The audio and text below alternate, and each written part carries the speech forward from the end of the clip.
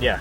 So you're really not getting any value unless looking like a doofus is what you consider value. But I don't know. Maybe it'll be. Like it's different. Like that's. I totally get what they're trying to do. Like So Purple Cow, something super super different than what's going on right now because you have the orange bikes right there, the jump bikes. You have also the Chinese bicycle rental. You have everybody's doing bikes. Everybody's doing scooters. Electric scooters, so like all of that. They're really just milking that. Yeah, like that market is super diluted. Like 2 wheels is boring, and they're trying to do the pogo stick, but like it's not practical. Yeah. Like, I don't think it's practical. No, it isn't. I mean, I don't know. Maybe it's like a pet rock. It'll make a lot of money, and they'll just cash out. I mean, if they're doing that, hey, more power to them. They know they know what they're doing. Maybe that's their objective. Yeah, pet rock. That thing was that was crazy. Yeah. That dude made money. Yeah, he did. Lots of money. He did. I mean, it's a stupid idea. Well, it's a stupid idea, but it was a great business. Funny. Yeah, it's like funny. That's what sold. It was a gag gift. Yeah. Maybe this could be like a gag thing. I mean, if that's what they're doing, then hey, good. Good for them. Yeah. They have an exit strategy and they're going to achieve it. It's like being a reality TV star. Yeah, you're an idiot. In terms of the quality of your media, the quality of your entertainment is stupid, but you're making a lot of money. If that's what you want to do, then I'm not mad. Yeah, it's just not for me though. So I'm just gonna. Oh, it isn't. I can't even ride a bicycle. I'm not good. Yeah. So his new venture is Raw Water. Very interesting. Inspired by what was that? Patra, Burning Man. Yeah, Burning Man. Yeah, very. Oh god, dude! When I heard him say Burning Man, I think everyone had the same reaction. Like, I mean, anyone who watched the video, if you read the comments on YouTube, they as soon as he said Burning Man, I'm done. Like, I don't want to hear it anymore. Yeah, it's just like water, untreated water from what? Spring pipes on the side of the road. Yeah. And he has to get it at night because in the daytime, like park rangers or state park authorities, they patrol the area, and that's actually illegal to do that. Yeah. So yeah. I don't know how far he's going to go with that. Just untreated water. It's kind of dangerous. Doctors have been saying it's not very healthy for you. So. Oh no, it isn't. Yeah. I mean, and to be fair, I've been kind of getting into that kind of fresh, whole food, plant-based kind of lifestyle. Yeah, like recently. Organic. Yeah, no, I've been embracing it. I'm not embracing it, but I've been dabbling into it. Yeah, like I actually went on a potato diet for like 9 days. I lost almost 10 pounds. Oh, nice. Which is, and I'm using that as a blueprint to get into plant-based dieting. Yeah. So again, there's a market for that, and I feel like people like Doug Evans, they have the right idea. Yeah. Like Juicero initially looks like the problem, at least it's trying to solve, or it thinks it's trying to solve. I mean, it's a real problem. There's a need. People want juicing. juice. Yeah. They don't want to deal with all of the compost they have to compost, the cleaning, the time it takes to make it, the effort, and the problem is he doesn't have good execution. Yeah. Even raw water. I think what he should go with is clean, untreated water.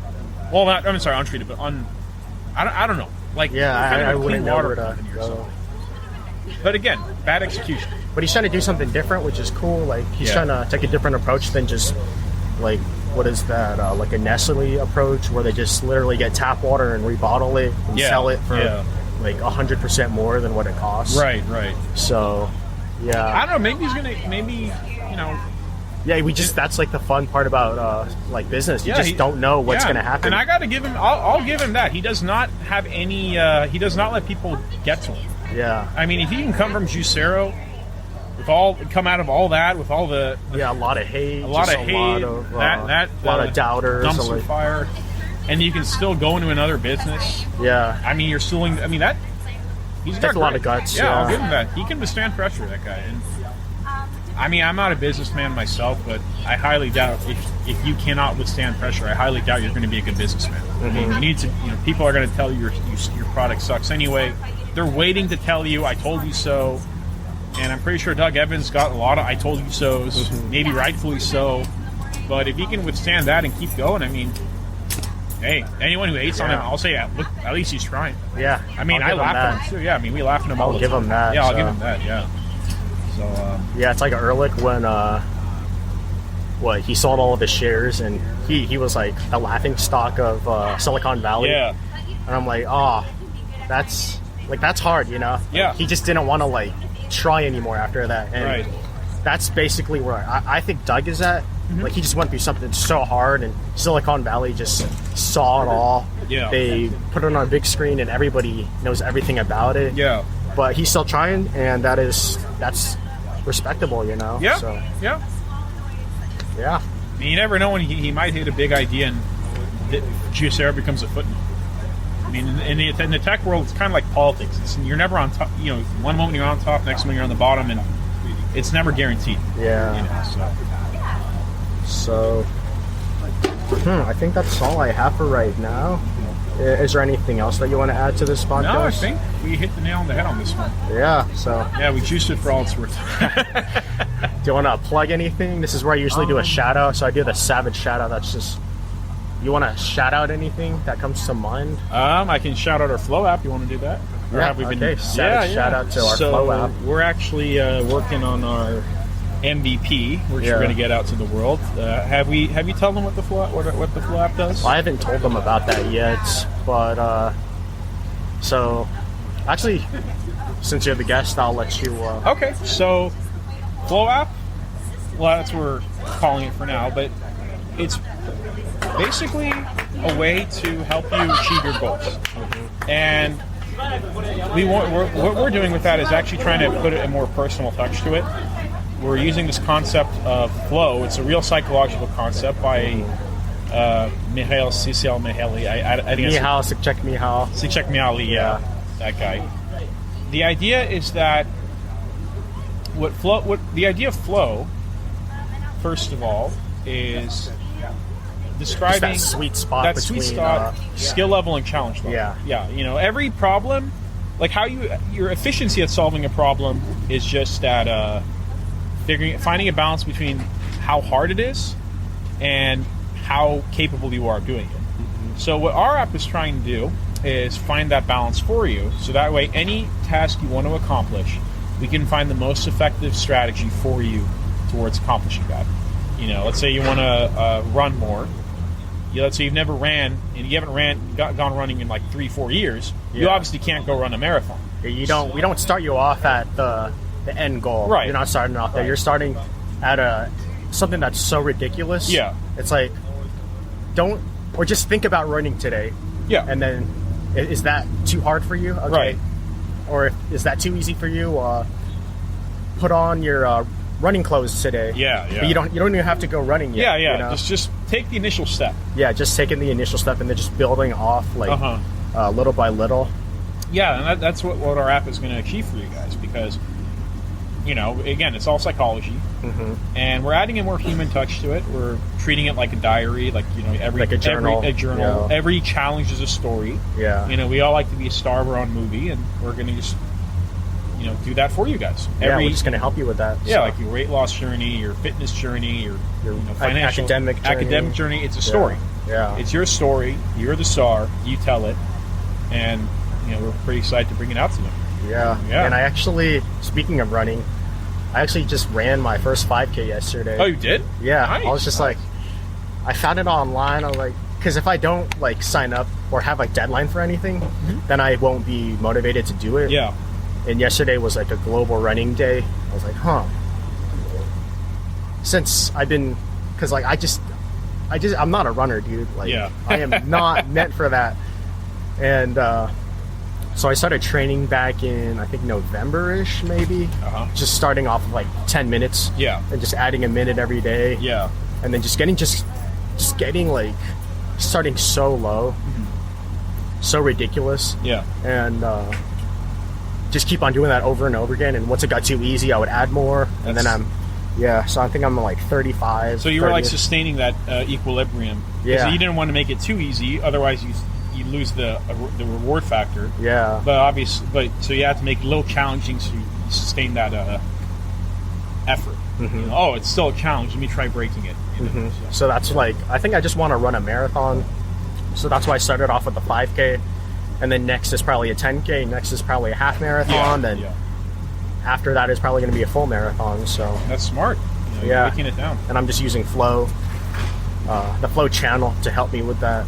So and it definitely works. Like I completed it without stopping, and I was like, yeah, that's cool. That's all I wanted. Like I didn't care if I got passed. Yeah. And this is all just competition between yourself. Right. You don't need to compare yourself to others. No, yeah, definitely. Yeah. No, you got to do it for yourself. Yeah. I mean, I did that with my diet right now. Like I literally started by saying, like that was my flow journey. Is the first step was literally writing down everything I eat.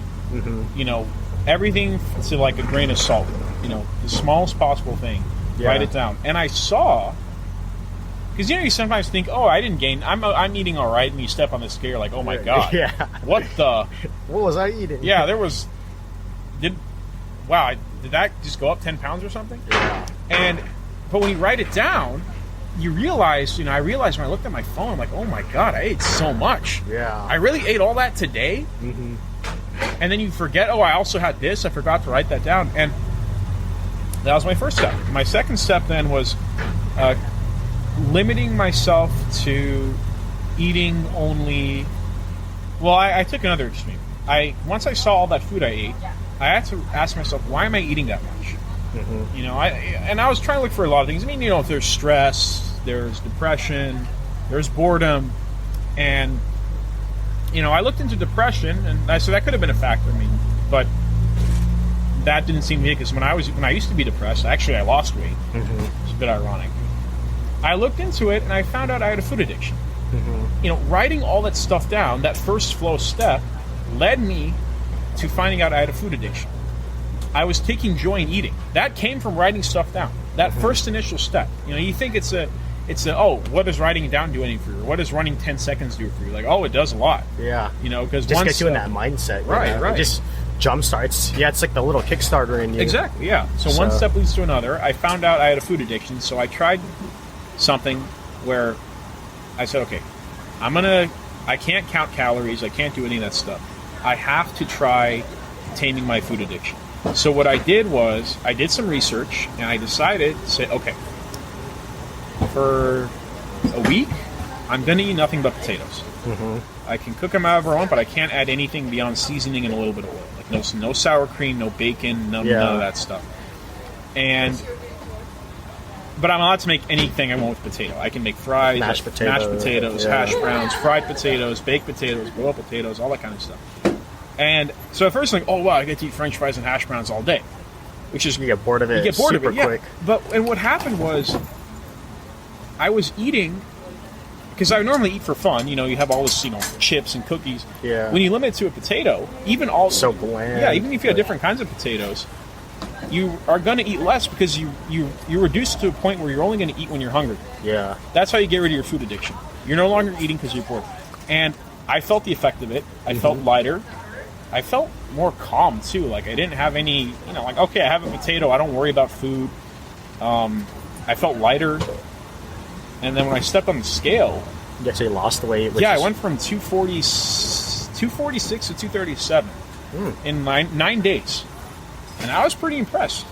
And I knew I lost weight because once I got off potatoes, I got some of it had to be water weight, obviously. But I was still like 239, 240. So obviously I burned some fat off that. And from there, I just started going with the plant-based diet. I said, now I'm like this week I went to the grocery store. Everything I bought was produce. And I'm actually a lot more strategic with what I eat now. That's cool. Yeah, I learned more about my relationship with food has changed, and that was a flow process. It came from writing everything down, and that was like the first step. That was the first step, and then the potatoes was like a couple steps down the road. Then a plant-based diet. My weight loss goal is because when I got to when I was gaining weight, every time I got up 10 pounds, I wouldn't break down below it. So if I got to like 180, I would never get below 180. Then got to 190, I couldn't get below 190. Eventually, when I got to 240, that's when I panicked. So, okay, at this rate, I might be back to my heaviest before. So my goal was to simply break that barrier. If I can get back down to the 230s, even 239.9, at least I know I can do it. Yeah. That would give me the motivation.